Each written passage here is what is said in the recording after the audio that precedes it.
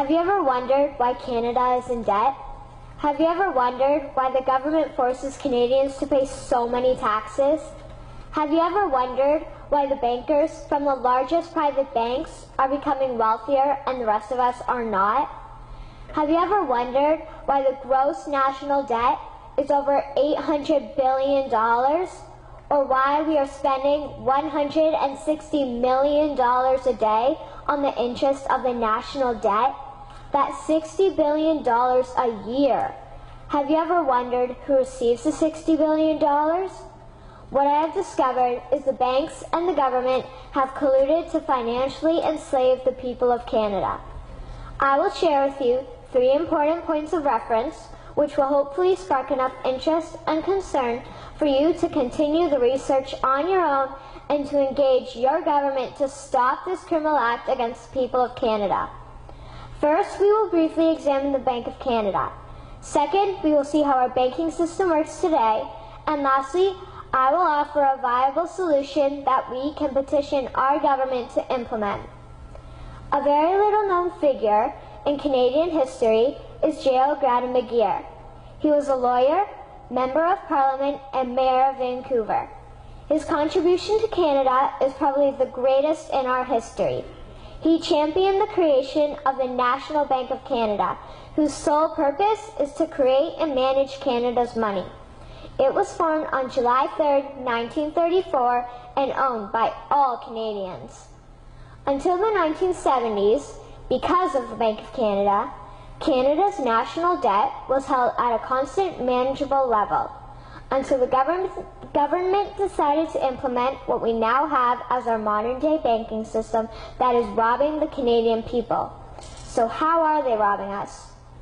Allow me to explain how our private banks and government work today. First, the Canadian government borrows money from the private banks. They then lend the debt-based money to Canada with compounded interest. The government then continues to increase taxation of Canadians year after year in order to pay back the interest on the exponentially growing national debt. What results is inflation, less real money for Canadians to spend into our economy, and the real money being used to pad the pockets of the banks. Also, the government gave the banks the ability to loan out money that doesn't exist in the form of loans. When a bank gives you a mortgage, which literally means a death pledge, or a loan, they don't actually give you money. They click a key on a computer and generate the fake money out of thin air. They don't actually have it in their bank vaults. Presently, the banks only have $4 billion on reserve, but they have loaned out over $1.5 trillion. To quote Graham Towers, each and every time a bank makes a loan, a new bank credit is created. New deposits, brand new money. Broadly speaking, all new money comes out of a bank in the form of loans. As loans are debt, then under the present system, all money is debt. What I find interesting is even Jesus, in Matthew 21, drove out the money changers in the temple because they were manipulating the currency to steal money from the people. The private banks are just like the money changers in Matthew 21. They are defrauding and robbing the people of Canada, thus their freedom, and they need to be stopped. How should the banking system work?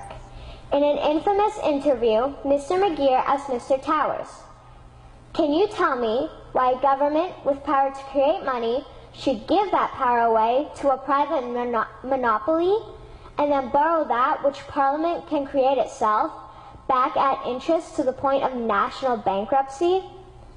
Mr. Towers replied, "If Parliament wants to change the form of operating the banking system, then certainly that is within the powers of Parliament.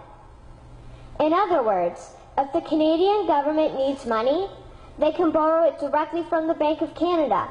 The people would then pay fair taxes to repay the Bank of Canada.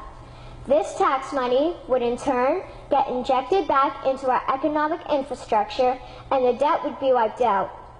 Canadians would again prosper with real money as the foundation of our economic structure and not debt money. Regarding the debt money owed to the private banks, such as the Royal Bank, we would simply have the Bank of Canada print the money owing, hand it over to the private banks, and then clear the debt with the Bank of Canada. And yes, we have the power and lawful right to do so. In conclusion, it has become painfully obvious, even for me, a 12-year-old Canadian, that we are being defrauded and robbed by the banking system and a complicit government. What will we do to stop this crime? What will we do to ensure that the next generation will live free and clear of the debt-based economy that enslaves them to the banks? Margaret Mead said the following, and I hope that all of you remember this.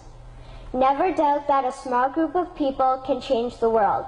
Indeed, it is the only thing that ever has. Thank you.